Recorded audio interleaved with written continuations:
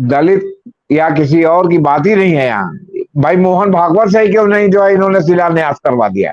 संसद जो है 3 पार्ट से बनता है, लोकसभा, राज्यसभा और राष्ट्रपति।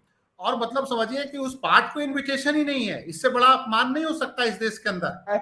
मैं तो कहता हूँ कि अगर आपको नया संसद बनाना ही था तो आप बाबा साहब के जो है क्या कहते हैं जन्मदिन पर आपने क्यों नहीं उसका उद्घाटन किया।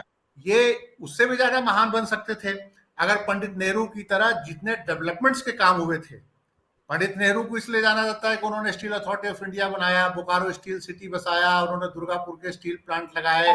उन्होंने क्या कहा जाता है, पंडित नेहरू ने दो दो बड़े बड़े भाखड़ा और हीराकुंड डैम का वो करवाया।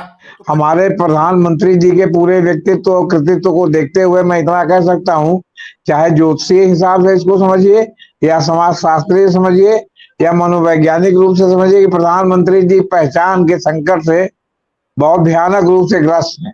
आप संसद भवन के निर्माण में 20,000 करोड़ रुपए, पता नहीं 1700-1800 करोड़ रुपए कितने का जो भी खर्चा हो, लेकिन पूरी जो परियोजना जो सेंट्रल विस्टा की है वो बता रहे हैं कि कई हजार करोड़ की परियोजना है।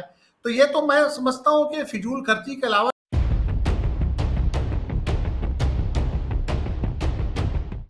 28 मई सावरकर का जन्मदिन और उसी दिन नए संसद भवन का उद्घाटन। दोस्तों, रतनलाल बोल रहा हूं और आप देख रहे हैं अम्बेडकर नामा। आज इस संदर्भ में दो मुद्दों पर चर्चा करने वाला। क्या कहता है ज्योतिष शास्त्र, यानी 24 में कौन होगा अंदर और कौन होगा साइड में, और दूसरे जहां जहां संसदीय लोकतंत्र है, पार्लियामेंट्री डेमोक्रेसी है, बड़े बड़े देशों में, अमेरिका में, ब्रिटेन में, जर्मनी में, फ्रांस में, वहां क्या सैकड़ों कई 100 साल बीतने के बावजूद क्या वहां नई संसद बनी या नहीं बनी। दोस्तों, रतनलाल बोल रहा हूं और आप देख रहे हैं अम्बेडकर नामा। दो खास मेहमान लगातार आप सुन रहे हैं, जेपी सिंह साहब और संजीव पांडे साहब। आज दोनों जो पत्रकार महोदय, संपादक भी हैं जेपी सिंह साहब, वकील भी हैं, और संजीव जी लेखक पत्रकार हैं, पूरी तैयारी के साथ मौजूद हैं और इसी पर चर्चा करने वाला हूँ। स्वागत है सर अम्बेडकर नमस्कार जी सर। नमस्कार सर। अब सर आप सीधे हो जाइए, सबसे पहले आज आप ही से शुरू करता हूँ। किससे सर? आपसे। नहीं नहीं, संजीव भाई शुरू कीजिए। नहीं, ना आप शुरू कीजिए ज्योतिष के हिसाब से कि नया संसद भवन मोदी जी के लिए लकी रहेगा कि नहीं। सर हमने ज्योतिष के हिसाब से कोई चीज विचार नहीं किया कि मतलब विचार करें तब ना हम इस पे शाहजहां ने बताएं। शाहजहां तो ने दिल्ली संजीव, में लाल किला शाहजहां ने दिल्ली में लाल किला बनवाया था और वहीं से उसका पतन शुरू हो गया था इनफैक्ट। तो चलिए, तो आप तब तक सोचिए कि ज्योतिष शास्त्र क्या कहता है, तब तक संजीव अब जी ये से एक लेते हैं। इतना आसान नहीं है, फिर भी चलिए देखा जाएगा। नहीं, आप तो चुनौती देते हैं बड़ों बड़ों को। बोल देना एक अलग पांडे साहब, बात है, लेकिन पांडे साहब, आपने हमको जो आपने हमको इस सब्जेक्ट पहले बताया नहीं था। कोई बात नहीं है सर, मुझे तो आपको सब कुछ याद रहता है। पांडे साहब, जी जो भवन होते हैं वो जी एक बड़े प्रतीक होते हैं, वो सिर्फ ईंट और गाढ़े पत्थर का नहीं होता है। उदाहरण दे रहा हूँ, जी। लाल किला हम्म, वामपंथियों से लेकर दक्षिणपंथियों तक सबके गीत में गाए गए। लाल हम्म, किला पर लाल निशान मांग रहा है हिंदुस्तान, और प्रधानमंत्री जी वहां झंडा भी फहराते हैं। क्या उम्मीद की जाए कि अगली बार झंडा कहीं और फहराएंगे, कोई और किला बनाएंगे?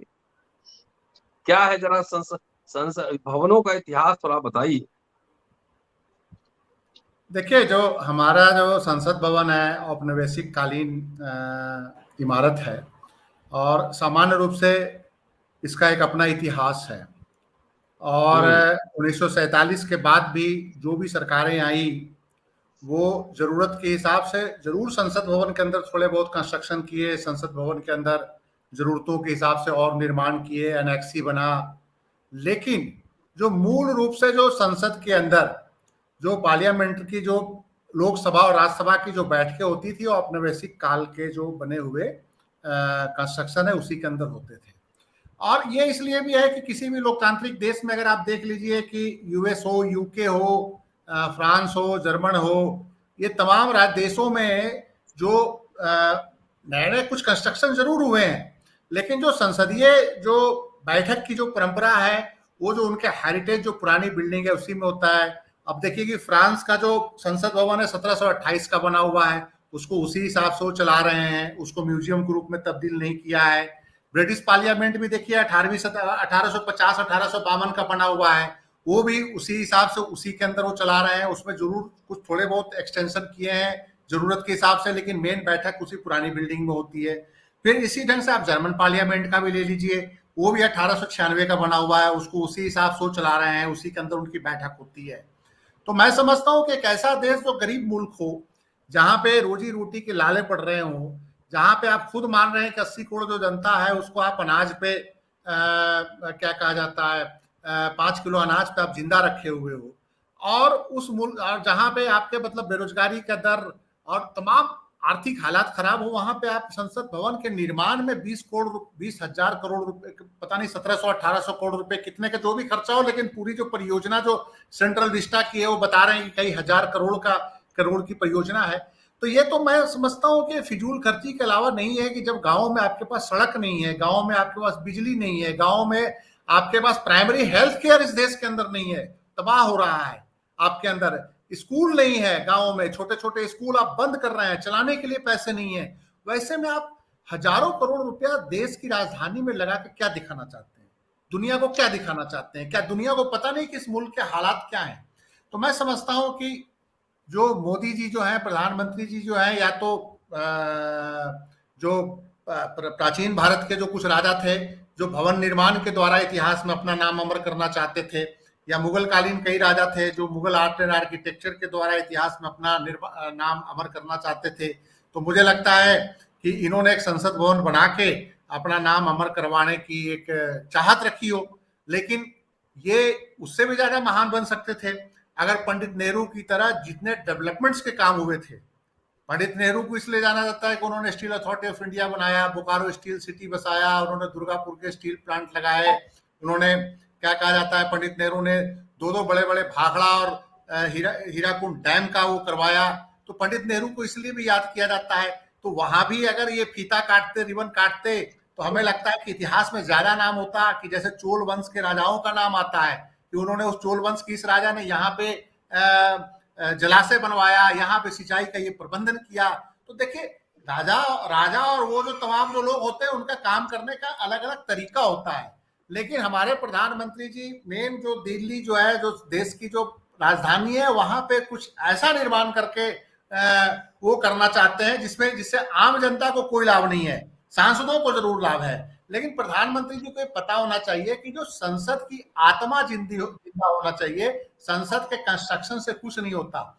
सवाल यह है कि पिछले 10 सालों में संसद की लोकतांत्रिक प्रक्रिया संसद में कितना जिंदा रहा है, ये देखने वाली बात है। संसद कितने दिन चला, ऑन एवरेज जो आपने बिल्डिंग तो बना दिया कई सौ करोड़ खर्च करके, लेकिन सवाल ये है कि ये जो अभी जो वर्तमान लोकसभा में मात्र 5वां साल अब होने जा रहा है, 5वां साल अगले साल हो जाएगा, 4था साल हो रहा है, 200 दिन भी संसद की बैठक बड़ी मुश्किल से हुई है। On an average British parliament 4 साल का जिसका अवधि होता है ब्रिटिश पार्लियामेंट का, वहां पे 400 से ज्यादा दिन बैठे जाते हैं। ऑन एन एवरेज साल में 100 दिन बैठते हैं, और आपके पार्लियामेंट में ऑन एन एवरेज 300 दिन की बैठक हो रही है। अगर पहले के अगर आप एवरेज लें उठा के, तो 300 दिन 5 साल के कार्यकाल में आपका पार्लियामेंट बैठ रहा है। आपके यहाँ पार्लियामेंट्री स्टैंडिंग कमेटी की कोई रोल नहीं है, पार्लियामेंट में किसी विधेयक पे कोई बहस नहीं हो रहा है, विपक्ष को आप बोलने नहीं देते, 30 लाख करोड़ का बजट बिना बहस के। तो वहां पे क्या आप एक बिल्डिंग बना के संसदीय लोकतंत्र की आत्मा को जिंदा रखना चाहते हैं? मुझे तो लगता है कि इससे बड़ा झूठ और फरेब कुछ नहीं है। सर जेपी सर जी जो इतिहास में पढ़ते हैं, जब मध्यकालीन कला की बात करते हैं तो जी इंडो इस्लामिक कल्चर की बात करते हैं, जी या राजपूत मुगल स्टाइल की बात करते हैं, राजपूत जी मुगल आर्किटेक्चर का Rajput Mughal style, Indo Islamic style, ये जो संसद बना है वो तो जैसे गोथिक कल्चर, गोथिक स्टाइल भी बोलते हैं। संसद कौन सा स्टाइल में बना है? हमको देख के तो कुछ अभी लग नहीं रहा है कोई स्टाइल उसमें है। देखिए सर, जरा इस विषय पर मेरा अध्ययन कमजोर है या मेरी जानकारी कमजोर है। आर्किटेक्चर का जरा सा ज्ञान जो है मुझे जरा सा कमजोर है। और ये नया संसद बने या पुराना संसद बने, जो संजीव भाई ने कहा बात बिल्कुल सही कहा। दरअसल प्रधानमंत्री जी हमारे, मैं क्षमा याचना के साथ कहना चाहता हूं कि आजकल कोई भी बात अगर आलोचनात्मक रूप से कही जाए तो मान लिया जाता है कि आप आलोचना नहीं, निंदा कर रहे हैं।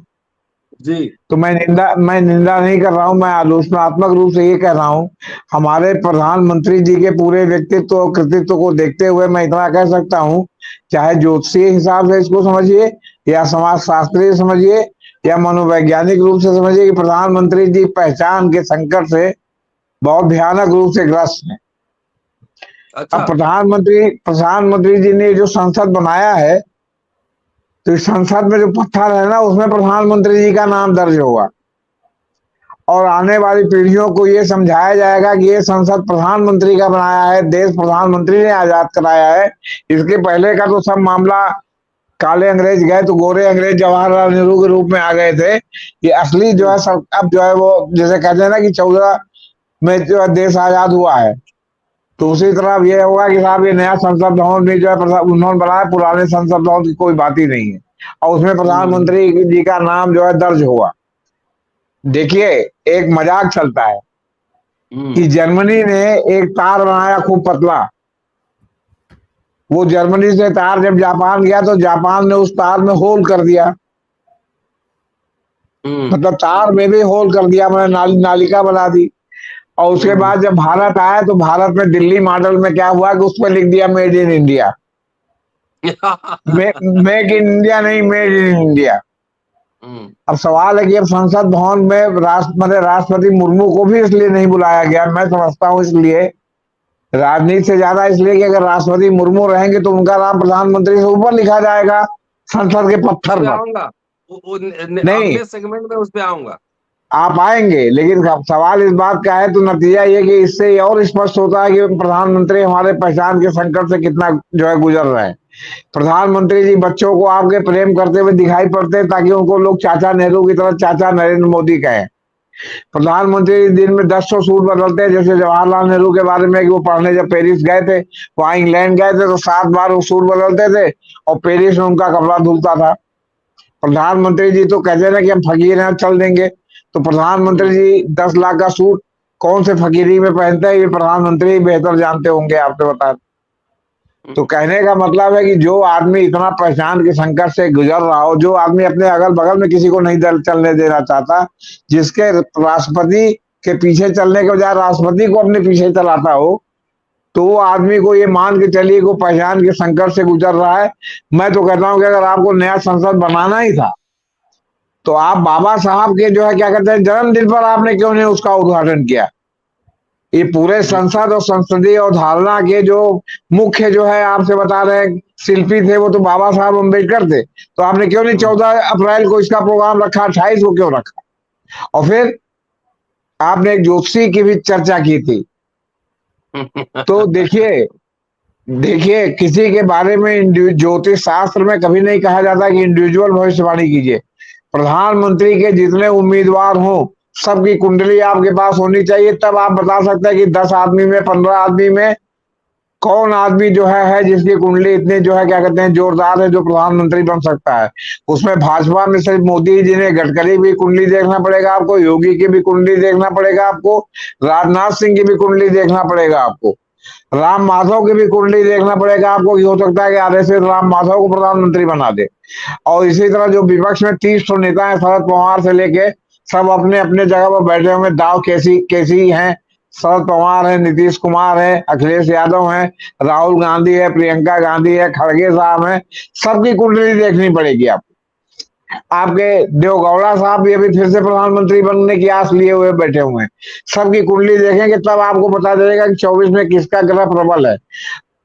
होता यह है कि ज्योतिष में जो आपका ये राजनीतिक भविष्यवाणी है, मुंडेन ज्योतिष कहते हैं इसको, और पूरी दुनिया में मुंडेन ज्योतिष पर इतना कम काम हुआ है, इतनी कम सामग्री ब्लैक एंड व्हाइट में पढ़ने के लिए उपलब्ध है कि भाई ये लोग जो ज्योतिष की भविष्यवाणी करते हैं, इनकी भविष्यवाणी सब सही क्यों नहीं होती है, अलग सब सही होती है।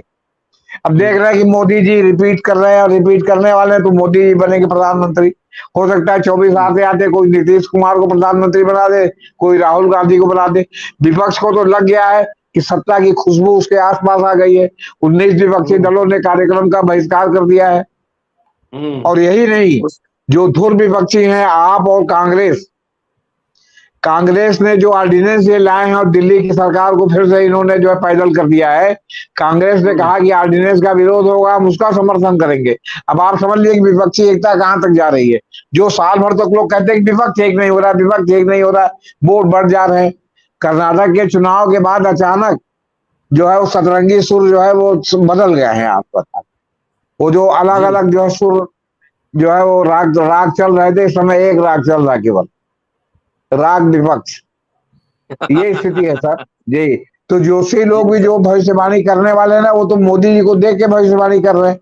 कल वो गडकरी जी हो जाए तो कहेंगे गडकरी जी, कल नीतीश कुमार हो जाए तो कहेंगे नीतीश कुमार। इसके लिए आपको सबकी कुंडली उपलब्ध करानी पड़ेगी, तो बताया जा सकता है कि किसका जो है दीन दशा ठीक चल रहा है। वैसे आपकी जानकारी के लिए बता दें, 2 साल पहले ज्योतिष शास्त्र में निकला था कि 22 दिसंबर से मोदी जी के लिए, 21 दिसंबर से मोदी जी के लिए विपरीत काल शुरू हो रहा है और वो काफी खराब जाएगा। आप 21 दिसंबर की बाद की घटनाएं देख लीजिए और देख लीजिए कि मोदी जी का खराब जा रहा है कि नहीं जा रहा है। आज की डेट में जितना मोदी जी का खराब जा रहा है, क्या 2014 और 2019 में था? लेकिन 2021 से जो पहिया घूमा है तो लगातार घूमता ही चला जा रहा है। संजीव जी, जी जेपी सर तो कुंडली उंडली देख के बता दिए।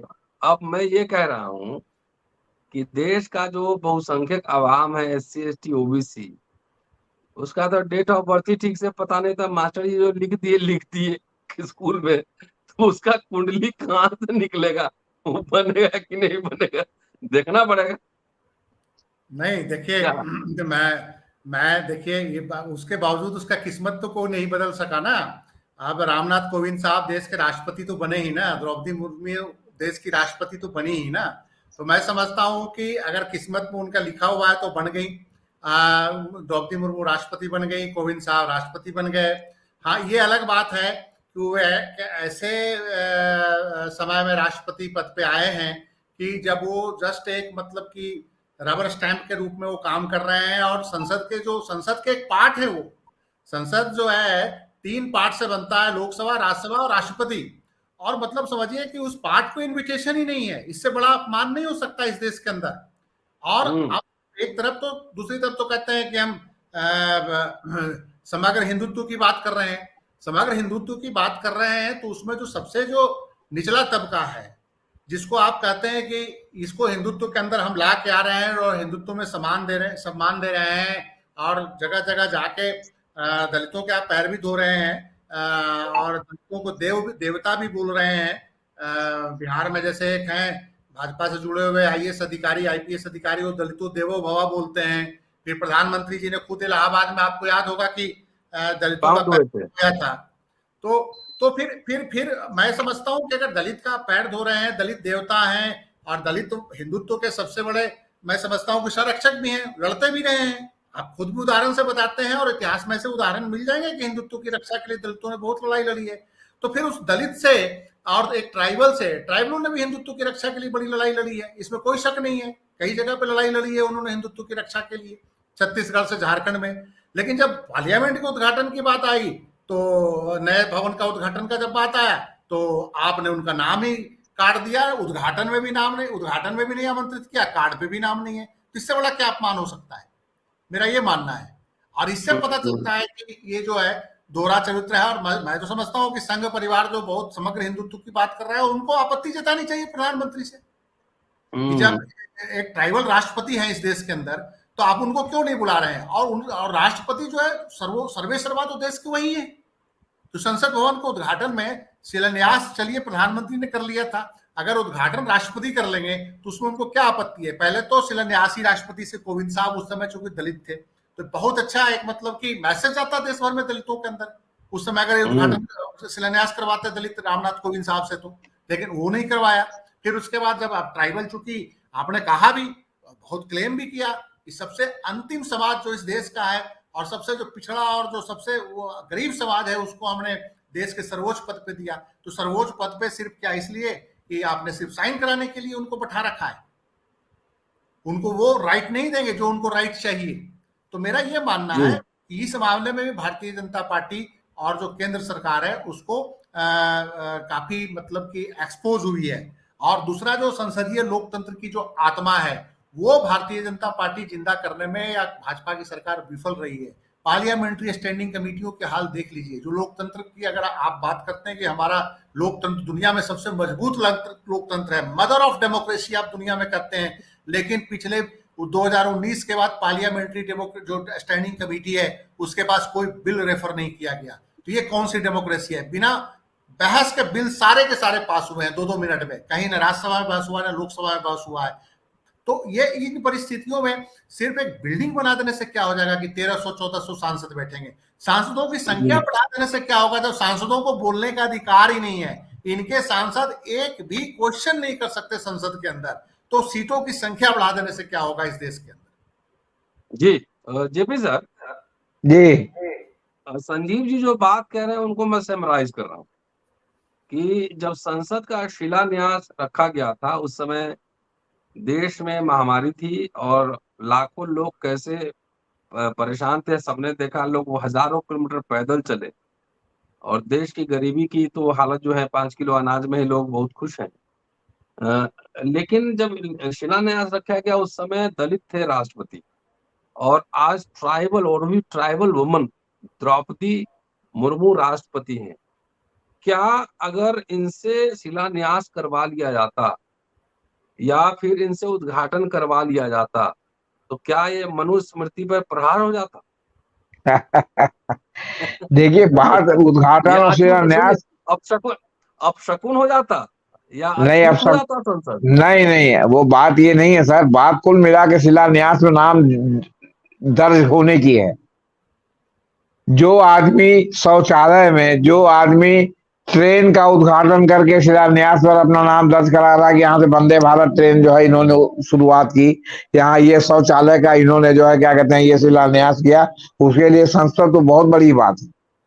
बात यह है ना कि अगर इनका बस चलता तो संसद में एक कमरा बना के उसका उद्घाटन करके उसमें जो है पूरे दीवार में बड़े बड़े अक्षरों में लिखवा देते कि प्रधान सेवक ने जो है इसका शिलान्यास किया, उद्घाटन किया या इसको क्रियाशील किया।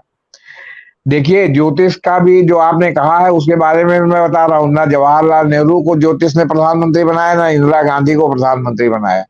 ज्योतिष ने अगर प्रधानमंत्री बनाया तो इंद्र कुमार गुजराल को बनाया, देवगौड़ा को बनाया, जिनका प्रधानमंत्री बनने में चुनाव के दौरान से लेके पहले और बाद में कहीं चर्चा नहीं थी। जो आपका विपक्ष का समीकरण बना उसमें वो बन गए। अगर प्रधानमंत्री ज्योतिष से कोई बना तो मनमोहन सिंह बने, जो विश्व बैंक के कर्मचारी होकर के देश के प्रधानमंत्री बना दिए गए, और वो भी सबसे बड़ी पार्टी द्वारा। बाकी मोदी पहले से ही अभियान समिति के, भाजपा अभियान समिति के चेयरमैन थे और उन्होंने अपने को प्रधानमंत्री भी घोषित करा लिया था। वहां उनके अलावा कोई प्रधानमंत्री बनता तो आप मानते कि ये जो है ज्योतिष के कारण बन गया। तो इसलिए मैं कह रहा हूं कि ये ज्योतिष की बहुत भूमिका सीमित है। और जो ज्योतिषी मुंडे ने एस्ट्रोलॉजी में इस तरह की बात कहते हैं, तो किस ज्योतिषी ने कहा था कि मनमोहन सिंह प्रधानमंत्री बनेंगे, देवगौड़ा बनेंगे, इंद्र कुमार गुजराल बनेंगे? किसने कहा था? किसने कहा था कि राजीव गांधी की हत्या हो जाएगी और नरसिम्हा राव जो सुप्तावस्था में जा रहे हैं वो फिर से जागृतावस्था में आके देश के प्रधानमंत्री बन जाएंगे?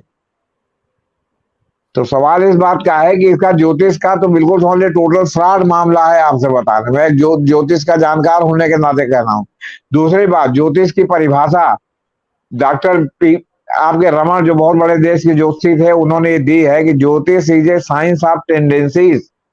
उसमें निश्चयात्मक रूप से आप कुछ नहीं कर सकते कि ऐसा हो ही जाएगा। हर साल आप देखते हैं कि ज्योतिष का जो वार्षिक राशिफल हमारे देश में निकलता है कि ये राजा हुए, ये प्रजा हुए, तो किसी में कभी आता है कि खूब सूखा पड़ेगा, फिर आता है कि खूब इस महीने में बारिश होगी। तो एक महीने में सूखा और एक महीने में बारिश भारत के ही वार्षिक राशिफल में निकल सकता है, बाकी जगह नहीं निकल सकता। इसलिए सारा मामला अंधजुआ है, आप समझ लीजिए आप।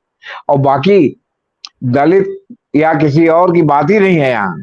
भाई मोहन भागवत से ही क्यों नहीं जो है इन्होंने शिलान्यास करवा दिया? वो तो इनके मात्र संगठन के सर्वे सर्वा हैं। तो नाम मोहन भागवत का चला जाता है, अपने प्रधान सेवक का तो जाता नहीं।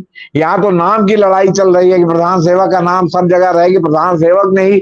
जो भारत, जो आपका आधुनिक भारत 21वीं सदी का भारत है, उसमें प्रधान सेवक ने ही भारत को नई आजादी दिलाई है, भारत को चौथी तीसरी आजादी दिलाई है, दूसरी आजादी दिलाई है।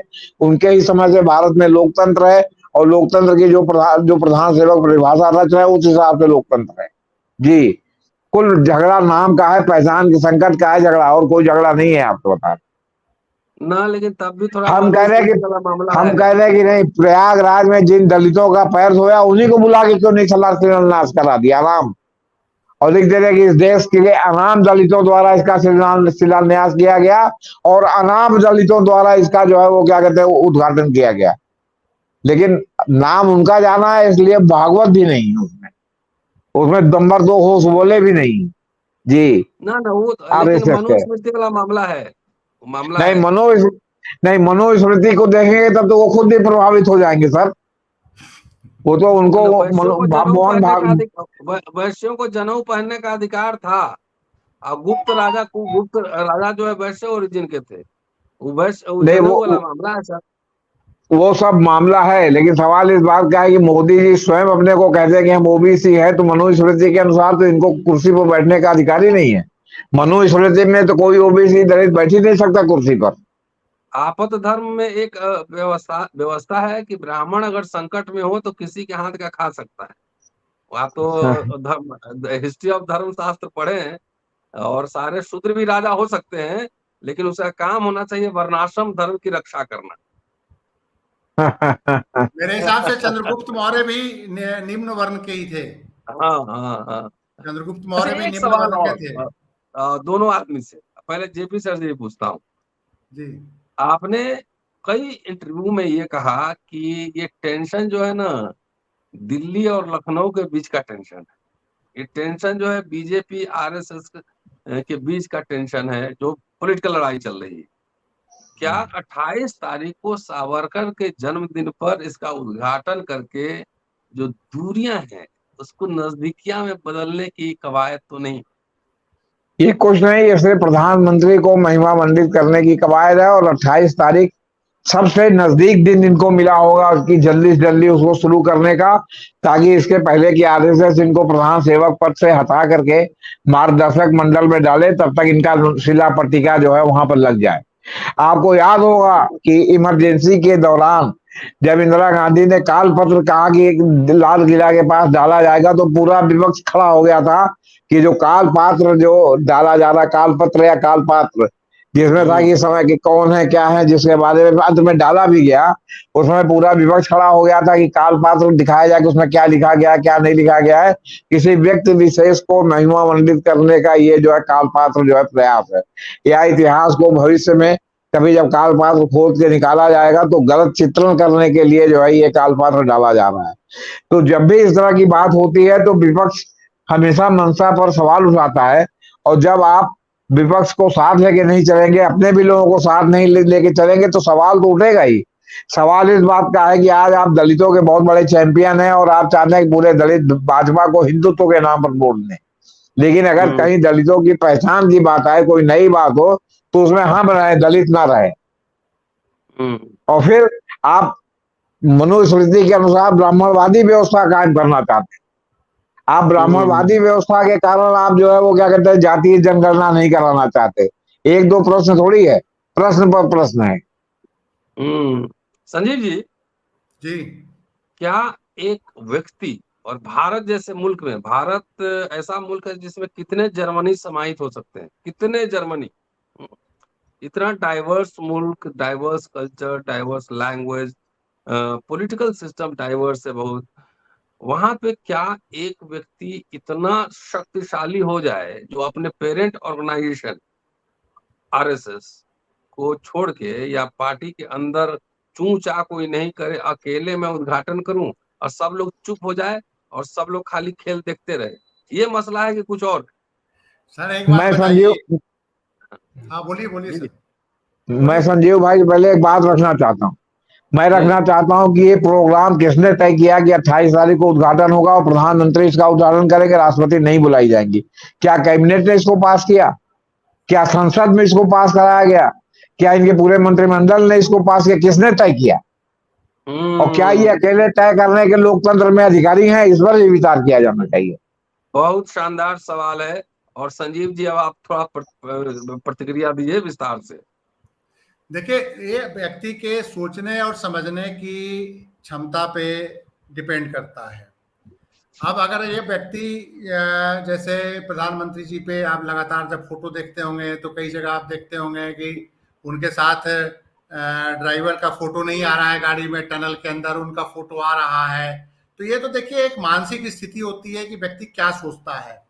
अब मैं एक सिंपल एक उदाहरण देना चाहता हूं कि जैसे अभी बात हुई कि रामनाथ कोविंद साहब से इन्होंने शिलान्यास क्यों नहीं करवाया, या आज उद्घाटन द्रौपदी मुर्मू जी जो राष्ट्रपति महोदया है उनसे क्यों नहीं ये करवा रहे हैं। अब ये एक मतलब कि उस व्यक्ति का जो फैसला लेने वाला है उसका दिल कितना बड़ा है, ये देखने वाली बात है। मैं एक उदाहरण देना चाहता हूं कि गोल्डन टेम्पल गुरु अर्जुन देव ने बनवाया, सिखों के 5वें गुरु थे, और गोल्डन टेम्पल का नींव गुरु अर्जुन देव ने एक मुस्लिम सेंट मियां मीर से रखवाया था। तो क्या आज गोल्डन टेम्पल जो बना है, क्या ये लोग नहीं जानते कि गुरु अर्जुन देव ने इसको बनवाया था? शिलान्यास मियां मीर से उन्होंने रखवाया था। तो मेरा यह मानना है कि अगर रामनाथ कोविंद अगर इसका शिलान्यास करते, नहीं ये यहाँ के पन्नों से हट जाता है कि नरेंद्र मोदी के कार्यकाल में नहीं बनाया गया। निश्चित रूप से ये लिखा जाता कि नरेंद्र मोदी के कार्यकाल में संसद भवन बनाया गया, जिसकी नींव पत्थर जिसके शिलान्यास का काम जो है वो एक दलित देश के राष्ट्रपति थे और उन्होंने रामनाथ कोविंद साहब ने रखा।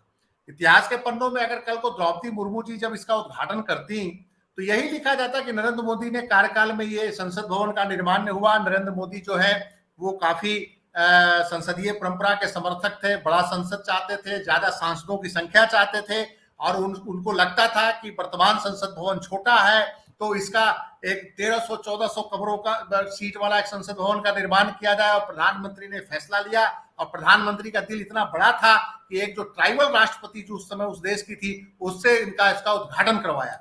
नरेंद्र मोदी यहाँ कहाँ माइनस हो रहे थे? ये तो सोचने और समझने की और एक मानसिक स्थिति होती है कि आप कितना बड़ा सोचते हैं और कितना आपकी छोटी सोच है, ये दर्शाता है। वो मैंने गुरु अर्जुन देव के गोल्डन टेम्पल का उदाहरण दिया। तो मेरा ये मानना है कि सिर्फ सोचने की क्षमता है, इसमें प्रधानमंत्री जी की सोच मुझे नहीं लगता कि बहुत बड़ी है। अगर उनके कार्यकाल में ही बन रहा है, अगर चंद्रगुप्त मौर्य के कार्यकाल में कुछ बना, समुद्रगुप्त के कार्यकाल में बना, तो हर जगह समुद्रगुप्त उद्घाटन करने थोड़ी गया होगा। राजराजा चोल के साथ टाइम में कई चीजें बनी होगी, तो क्या राजराजा चोल हर जगह उद्घाटन करने गया होगा? लेकिन हमारे प्रधानमंत्री जी तो वंदे भारत की बात हुई, मुझे याद आया कि जब राजधानी एक्सप्रेस ट्रेन हमारे स्टेशन से गुजरती थी गया से, तो गया में उस समय स्टॉपेज नहीं होता था, तो हम लोग देखते होते थे कि बड़ी फास्ट गाड़ी जा रही है, गया स्टेशन पर रुक नहीं रहा है। तो उसके बाद क्या होता था कि बाद में 90, 90, 91, 92 में हमारे स्टेशन पे रुकने लगी वो ट्रेन, हम लोग भी उस पर चढ़ने लगे।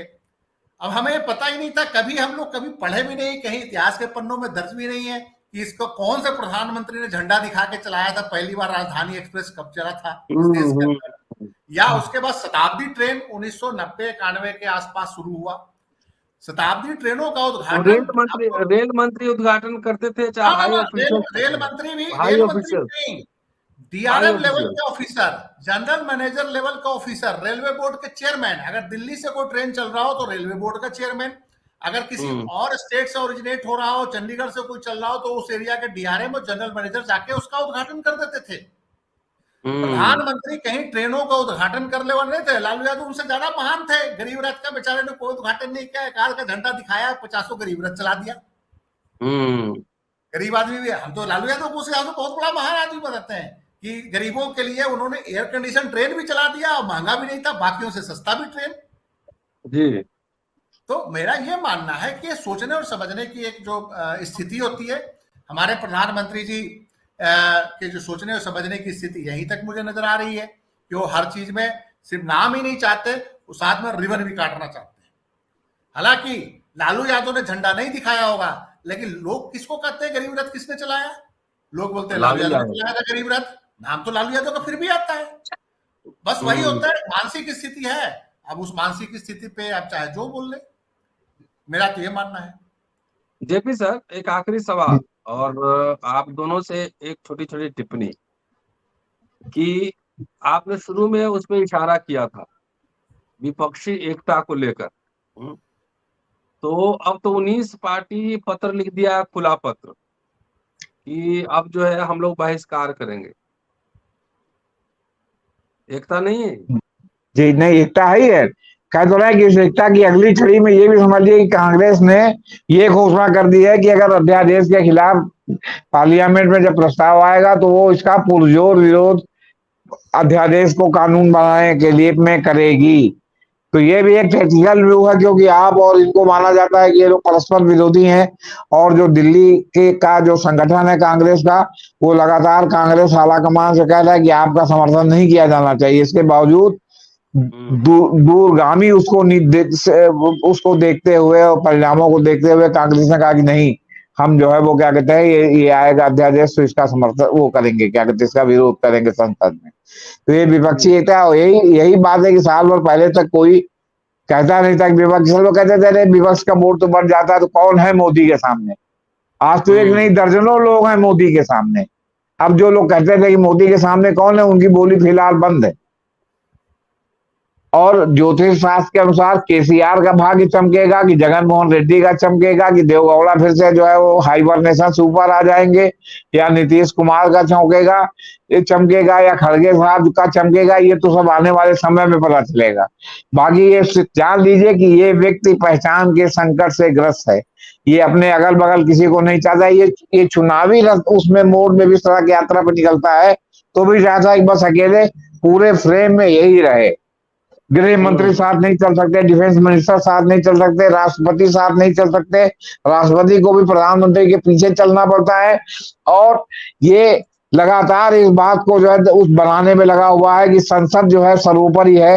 ये जो रिज्जू साहब कहते थे, इसने अभी जो दिल्ली वाला अध्यादेश जारी किया उसमें यही किया कि सुप्रीम कोर्ट सर्वोपरि नहीं है, हम संसद सर्वोपरि। जो उन्होंने फिर से जो वो आपका क्या कहते हैं उसको सब उलट दिया है अध्यादेश को, कि मतलब वो कुछ नहीं है। संसद में सरकार, जो संसद सरकार है वो सर्वोपरि है, जो सुप्रीम कोर्ट के निर्णय को पलट दिया है। पिछड़ी जाति का प्रधानमंत्री है और 10 साल पिछड़ी जाति का प्रधानमंत्री रह लिया, हर जगह जाके अपना फोटो खिंचवाना, वीडियो बनवाना। थोड़ा ब्राह्मण ठाकुर लोगों को चिढ़ाए भी तो सही। क्या नहीं, ब्राह्मण ठाकुर कोई नहीं चिढ़ रहा, इसलिए कि वो जहाँ गुजरात जहां से आता है वहां पिछड़े वर्ग में नहीं है। वो वहां वो पिछड़े वर्ग में नहीं है, लेकिन तब भी उनकी जाति को अच्छे दृष्टि से नहीं देखता वहां पे। नहीं नहीं, ऐसा कुछ नहीं है सर। वहां जाति में न वो पिछड़े वर्ग में है, न पटेल पिछड़े वर्ग में है, बल्कि 32% ठाकुरों में 16% ठाकुर दरबार यानी जमींदार हैं, वो अगड़े हैं। और 16% ठाकुर जो इनको कमतर ठाकुर माना जाता है वो वहां पिछड़े हैं इनकी। लेकिन खांची जाति जो है वहां पिछड़ी जाति नहीं, फॉरवर्ड जाति है। तो स्टेट दर स्टेट ये मामला बदलता है, इसलिए ये कहना कि पिछले वर्ग के है केवल टाइटल से ये नहीं माना जा सकता। नहीं, फिर भी अगर आप ओबीसी नहीं, ओबीसी जब ओबीसी नहीं है तो नहीं है। अब ठाकुर तो ट्राइबल माने जाते हैं नागालैंड में, तो ठाकुर को ट्राइबल क्यों नहीं आप पूरे देश में मान लेते? मुझे तो लग रहा है कि जी, वो ब्राह्मणों, ठाकुरों, भूमियारों को चिढ़ा रहे हैं मोदी जी। लो अब मेरा ही फोटो रहेगा, तुम लोग का नहीं रहेगा। नहीं नहीं, कोई ब्राह्मण ठाकुरों और उनको नहीं चिढ़ा रहे। वो लोग तो उनकी चरण वंदना में लगे हुए हैं। जी संजीव जी, मतलब एक सेकुलर डेमोक्रेटिक नेशन भारत शपथ लेते हैं संविधान की, लेकिन वो संविधान जो जो संसद भवन का उद्घाटन होना है, जो एक संवैधानिक इंस्टीट्यूशन है, कॉन्स्टिट्यूशनल बॉडी है, उसमें यज्ञ होगा, मंत्र होगा, ये किस ओर इशारा कर रहा है? देखिए, अब इस पे तो आप क्या कह सकते हैं, ये तो निश्चित रूप से तो बीजेपी का एजेंडा तो है ही। और यज्ञ करने से आप रोक भी नहीं सकते। मेरा ये मानना है कि यज्ञ पे रोक तो है नहीं सेकुलर कंट्री में, कि वो संसद भवन के उद्घाटन में रोक सकते हैं। हाँ, लेकिन मैसेज गलत जाएगा यज्ञ पे। नैतिक रूप से ये मैसेज गलत जाएगा। संवैधानिक रूप से ये सारी चीजों को करने की कोई जरूरत नहीं है, लेकिन नैतिक रूप से ये गलत जाएगा, गलत मैसेज जाएगा, क्योंकि देश में और तमाम लोग हैं। लेकिन सवाल एक बड़ा इंपॉर्टेंट ये है कि फिर वही बात हो जाती है, जेपी सिंह जी ने बात बोला, मैं उसको थोड़ा सा एक्सटेंड करना चाह रहा हूँ कि संसद सर्वोपरि नहीं है, ये मोदी जी कभी मैसेज नहीं दे रहे हैं। ये सिर्फ दिखावे का मैसेज होता है। मैसेज है सरकार सर्वोपरि है। संसद अगर सर्वोपरि होता तो सारे बिल पे डिबेट होता, सारे बिल पे विपक्ष की राय ली जाती, सारे बिल को स्टैंडिंग कमेटी में भेजी जाती। ऑर्डिनेंस के जरिए नहीं करते। किसान बिल पे भी पहले इन्होंने ऑर्डिनेंस पास किया और धक्का मुक्की करके इन्होंने किसान बिल पास किया। इसी ढंग से दिल्ली गवर्नमेंट का जो इन्होंने ऑर्डिनेंस जो लाया है, अगर ये इनको इतनी ज्यादा प्रॉब्लम थी तो ये संसद का विशेष सत्र बुला लें, डिस्कशन तो करें इन सारी चीजों पे। पार्लियामेंट्री डेमोक्रेसी में हम कहते हैं कि संसद में हवन कराएं, संसद में पूजा कराएं, सब कुछ कराएं, लेकिन लोकतंत्र की आत्मा को तो जिंदा रहने दें। लोकतंत्र की आत्मा क्या है? देखिए, अमेरिका एक सेकुलर कंट्री है, जो वहां का राष्ट्रपति है वो बाइबल पे हाथ रख के शपथ लेता है। ऐसे ही कई मुल्कों में जो सेकुलर है उसका फेथ होता है, उस हिसाब से करता है, तो ठीक है, वो यज्ञ करें, कोई आपत्ति नहीं है। लेकिन संसदीय लोकतंत्र की जो आत्मा है उसको तो ना मारे ना। ये मिर्जापुर से फोन आया, बात करा दो। ये लोकतंत्र की आत्मा को जो मारने की परंपरा है कि संसद भवन बना रहे हैं लेकिन संसद के अंदर कोई बिल नहीं पास हो रहा है, प्रधानमंत्री संसद में खुद ही नहीं बैठते, प्रधानमंत्री कोई जवाब नहीं देते। पिछले 5 सालों में कितने सवालों का जवाब दिया है? मुश्किल से 2 या 3 बार तो राष्ट्रपति का अभिभाषण का सिर्फ जवाब देते हैं। कोई भी क्वेश्चन पूछा जाता है तो प्रधानमंत्री कार्यालय की तरफ से जवाब आता है विपक्ष को, लोकसभा में, राज्यसभा में नहीं जाते प्रधानमंत्री। तो सवाल यह है कि फिर जब आप राज्यसभा में नहीं जा रहे हैं, जब आप मीटिंग के संसद की बैठक के दौरान लोकसभा में नहीं जाते, आप जवाब नहीं देते विपक्ष के सवालों का, विपक्ष जब राष्ट्रपति का अभिभाषण पे सिर्फ जवाब देते हैं साल में एक बार, वो भी मजबूरी है आपकी, अगर बस चले तो आप उसका भी जवाब न दें। तो मेरा मानना है कि फिर संसद भवन 1400 के बना के भी आपने क्या करना, जब वहां आपने बैठना ही नहीं है, वहां पे लोगों को जवाब ही नहीं देना, विपक्ष की बात ही नहीं सुननी, तो उसका फायदा क्या होगा? साथ में यह भी लिखा जाएगा कि कैसे संसद भवन का निर्माण प्रधानमंत्री ने तो कर तो दिया, लेकिन वो संसद भवन में प्रधानमंत्री कभी जवाब देने नहीं आते थे। वो संसद भवन में प्रधानमंत्री ने विपक्ष को अभी सुना नहीं, विपक्ष बोल रहा होता था, प्रधानमंत्री की सीट खाली होती थी, वहां पे रक्षा मंत्री साथ में होते थे या होम मिनिस्टर होते थे। तो ये भी के पन्नों में सब रिकॉर्ड में ही दर्ज हो रहा है ना। जी। तो मेरा यह मानना है कि मुगल शासकों ने दीवाने आम जब बनाया था, उस समय लोकतंत्र नहीं था, तो दीवाने आम में प्रतिदिन वो बैठते थे, दीवाने खास में भी प्रतिदिन बैठते थे, उसके बाद दीवाने आम में भी बैठ जाते थे, दोनों की समस्या सुनते थे। चलिए, अब मुगल इतिहास को निकाल देंगे सिलेबस से, लेकिन कुर्ता पजामा कहाँ लेके जाएंगे? देखिए, मेरी बात सुनिए, इतिहास के पन्नों से कुछ भी चीज को आप नहीं निकाल सकते, लोगों को बड़ी गलतफहमी होती है। आज यहां से आप हटा देंगे, कहीं और जगह पे वो दर्ज है मामला। तो ये चीज है, ये जरूर होगा कि जब आप हटाएंगे तो अपने बच्चों को जरूर, आप अपने बच्चों के साथ धोखा कर रहे हैं, उनके भविष्य के साथ खिलवाड़ करेंगे, उनकी जानकारियां कम होगी, वो कंपीट नहीं कर पाएंगे दुनिया के साथ। अगर कोई भी नॉलेज को आप दबाने की कोशिश करते हैं तो आप इतिहास की समीक्षा कीजिए, इतिहास को हटाने से कुछ नहीं होगा। संसद भवन के निर्माण कर देने से पुराना संसद भवन के इतिहास तो नहीं खत्म हो जाएगा ना, उसके लिए तो उसको तुड़वाना ही पड़ेगा। तुड़वाने के बाद इतिहास में दर्ज हो जाएगा कि उन्होंने तुड़वा दिया था, उसका ये था आर्ट एंड आर्किटेक्चर, और उसको तुड़वा दिया गया। तो कैसे हटाएंगे इतिहास को? मेरा ये मानना है कि ये सारी जो सोच ये सोच, ये ब्रिटिशियर्स अगर इतने मूर्ख, तो उन्होंने भी संसद भवन हटा देना था। पुराने संसद में चाहे जितने भी हैं, टोरी हैं, चाहे लेबर है, अमेरिका में कैपिटल हिल है, चाहे वो डेमोक्रेट है, चाहे वो है, अमेरिकन संसद भी 1800 का बना हुआ है। बाद में जरूरत के हिसाब से उन्होंने एक्सटेंड जरूर किया, लेकिन उसकी आत्मा को जिंदा रखा है, उसको म्यूजियम में थोड़ी तब्दील किया है कैपिटल हिल को उन्होंने। तो मेरा यह मानना है कि दुनिया के बड़े बड़े डेमोक्रेसी जब ये नहीं कर रहे हैं तो आप क्या दिखाना चाहते हैं ये करके? इससे दुनिया में आप मजाक के पात्र बन रहे हैं। आप खुद खुश होते रहिए कि हम बहुत बड़े महान हैं, बहुत बड़े आर्ट एंड आर्किटेक्चर हमने दिया, जो मोदी आर्ट एंड आर्किटेक्चर के नाम से जाना जाएगा भविष्य में। मैं समझता हूँ कि ये किताबें भी आएगी 1 आध 2 साल में, जिसमें लिखा जाएगा मोदी आर्ट एंड नागरिक आर्किटेक्चर। शिल्पकार। हाँ नहीं, वो हिंदू आर्ट एंड आर्किटेक्चर भी इसमें नहीं लिखा जाएगा, क्योंकि हिंदू आर्ट एंड आर्किटेक्चर आ जाएगा तो फिर कई और चीजें आने लगेगी, तो उसको स्पेसिफिक नाम देंगे मोदी आर्ट एंड आर्किटेक्चर। तो उसके नाम से भी इतिहास की किताबें लिखी जाएगी, फिर उसके बाद उससे तुलना होगी कि पुराने संसद भवन जो वायसराय के टाइम में बना था उसमें ये खामियां थी, और मोदी आर्ट एंड आर्किटेक्चर में ये चीजें आ गई। लाल किला भी वहां पे था, उसमें ये खामियां थी, तो दिल्ली में ये जो भवन बना ये हुआ, कुतुब मीनार में ये था, उस समय ये बना था, तो साथ में ये मोदी जी ने बनाया, ये ऐसे था। ये सारी चीजों को इतिहास में तुलना करने के लिए भी एक होता है कि शासक वर्ग के जो सलाहकार होते हैं ना, वो इस तरह के सलाह देते रहते हैं इतिहास में आपने कैसे अमर होना है। और वो सलाहकार बड़े एक से एक कलाकार लोग होते हैं जिनके अपने बड़े बड़े हित होते हैं, वो ऐसे सलाह दे दे के चलाते रहते हैं, उनका भी काम चलता रहता है, साथ में कुछ ना कुछ अच्छा काम चलता है उनका, उनके भी आर्थिक हित भी फलीभूत होते हैं। बड़े बड़े कंस्ट्रक्शन में सीमेंट का भी सप्लाई हुआ होगा, पत्थर का भी सप्लाई हुआ होगा, बहुत लोग इसमें अमीर भी बन जाएंगे, तो ये सब बहुत सारी चीजें हैं। स्कूल बनाने के लिए पैसा नहीं है, मोदी जी को बड़ी चिंता है कि कर्नाटक में अभी जो 5 फ्री भी जो कांग्रेस ने किया है, तो स्टेट का कर्ज बहुत बढ़ जाएगा, डेप्ट बढ़ जाएगा, कैसे स्टेट चलेगा। लेकिन पत्थर पे खर्चा करने में मोदी जी को बड़ा आनंद आ रहा है। बच्चे मिड डे मील में अंडा खा लेंगे, इनको दिक्कत होती है। अगर कोई गरीब बस पे चढ़ जाएगा तो इनको दिक्कत हो रही है कि 2000 रुपया बस कैसे दे देगा भाई, ये कैसे लेडी चढ़ जाए। किसी को फ्री बिजली मिल जाएगा, इनको बड़ी दिक्कत होती है। पत्थर पे कंस्ट्रक्शन करने में इनको बड़ा मजा आ रहा है, खर्च करने में। तो ये सब है, इतिहास में ये भी तुलना होगा, इसको हटा नहीं सकते, ये सब तुलना होगा, पूरी दुनिया देख रही है। वो जमाने गए कि कोई ऐसे पेन से लिखा जाता था, ऐसे स्याही से, अब तो कंप्यूटर में दर्ज हो जाता है, फोटो भी आता है, वो पूरी दुनिया में सारा कुछ जा रहा है। जी जेपी सर, फाइनल कमेंट।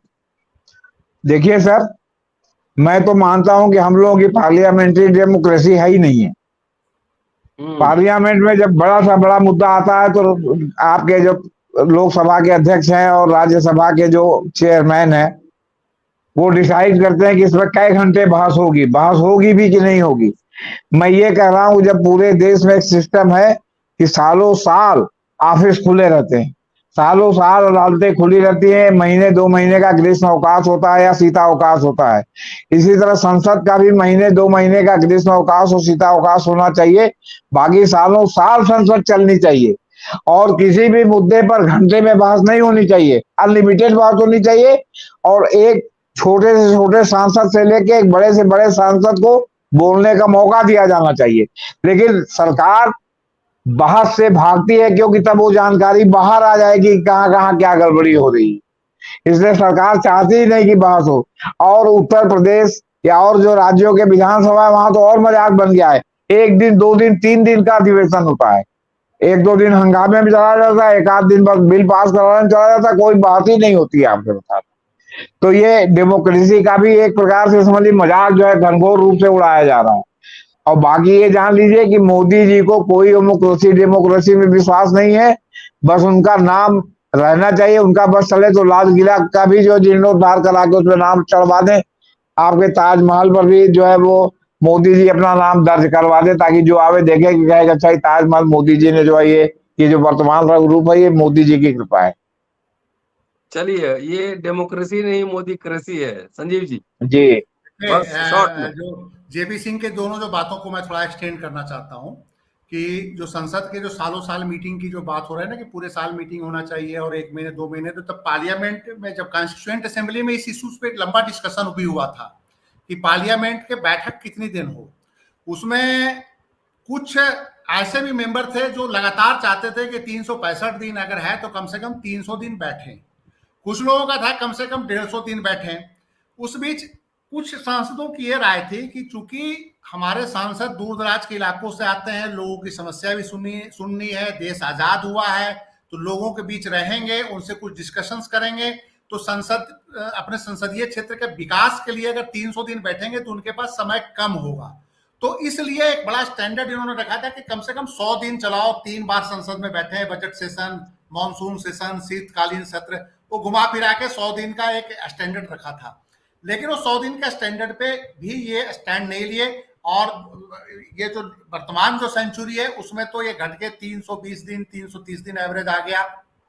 वर्तमान लोकसभा में 200 दिन ही 220 दिन 24 दिन की बैठक हुई है लास्ट जो मीटिंग तक। तो ये तो एक है कि वो कारण था कि देश आजाद हुआ था, ग्रामीण इलाके पिछड़े थे, लोकसभा सदस्यों को था कि अपने इलाके में काम भी करना है तो 100-150 दिन अपने इलाके में रखेंगे, लोगों की समस्या सुनेंगे, फिर बीच बीच में दिल्ली आके उन समस्याओं से पार्लियामेंट में बहस करेंगे। एक इशू ये था, बड़ा देश था इसलिए जरूरी भी था। छोटे छोटे देश होते जर्मनी उर्मनी की तरह तो कोई समस्या नहीं था कि 2 घंटे में अपने कंस्टिट्यूंसी में चले गए और फिर शाम को आ गए, अगले दिन बहस में भाग लिए। दूसरा जो बात है ना कि जो कह रहे हैं कि ताजमहल, तो देखिए वो मौका अभी भी ले सकते हैं, ताजमहल का एक्सपेंशन करवा सकते हैं, कुतुब मीनार के आसपास कुछ निर्माण करवा सकते हैं, वो बाद में ध्वस्त हो जाएगा। वो मुगल कालीन हिस्टोरियन में होता है कि एक राजा ने इतना पार्ट बनाया था तो फिर उसके अगले राजा ने उसका दूसरा पार्ट बनाया, फिर इसका इस एरिया को इतना एक्सपेंड किया। ये मैंने हिस्ट्री के चूंकि स्टूडेंट रहा हूं तो पढ़ता रहा हूं कि किस किस काल में चरणबद्ध तरीके से निर्माण हुआ है। तो मैं समझता हूं कि ताजमहल में अगर मोदी जी कुछ कंस्ट्रक्शन करना चाहते हैं, कुछ आगे उसका सौंदर्यीकरण करना चाहते हैं तो वो कराएं, और मैं समझता हूं कि इतिहास के पन्नों में भी दर्ज होगा कि ये मोदी काल में हुआ था, इसका ये वाटिका मोदी काल में बना था, या ये जो पार्ट था वो मोदी काल में बना था। और भी बहुत है, लाल किला के आसपास भी मोदी जी कुछ कंस्ट्रक्शन करा के शाहजहां के बाद अपना नाम दर्ज करा सकते हैं। हमें नहीं लगता कि उस पर कोई पाबंदी सरकार। जी जी चलिए, ओके जी। देखिए सर, जब आप आगरा में ताजमहल घूमने जाएंगे और ताजमहल की जब आप जो चारों तरफ घूमेंगे तो आप पीछे की तरफ जब जाएंगे जमुना की तरफ, तो वहां 1-2 स्वघोषित गाइड जो है खड़े रहते हैं, जो कहते हैं कि भाई मैं नीचे से आपको बता रहा हूँ, ये जो सामने आप काले पत्थर की जो छोटी छोटी बाउंड्री वॉल देख रहे हैं, शाहजहां सफेद संगमरमर के साथ काले संगमरमर का भी एक पैरेलल ताजमहल बनाना चाहता था, लेकिन शाहजहां गुजर गया इसलिए वो नहीं बन पाया। मोदी जी उसी को काला ताजमहल बना दे और उसी के सर्वोच्च शिखर में, जैसे इन्होंने 3 शेरों को विराजमान कराया है संसद भवन पर, उसी तरह सर्वोच्च शिखर पर अपने को विराजमान करा लें और अपने पैरों के नीचे मोहन भागवत को भी जो है विराजमान करवा दें, तो सब मामला जम जाएगा। बात तो सही ये है ना कि आप कितना उसका जो है तोड़ मरोड़ करके उसको आप नष्ट करते हैं, इसमें मोदी जी को महारत हासिल है, आपसे बता। जी चलिए, शुक्रिया आप दोनों का। और दोस्तों, आप देख रहे थे 28 मई महाबहस, उस दिन का पूरा ऐतिहासिक पहलू आपने समझा है। अभी 28 मई तक अम्बेडकरनामा पर इस पे बहस जारी रहेगा लगातार, और लगातार आप सुनते रहेंगे। और जेपी सिंह साहब और संजीव पांडे साहब से जब अगली बार मिलूंगा तो सावरकर विशेष पे बात करूंगा कि 28 मई की क्यों। शुक्रिया सर, थैंक यू।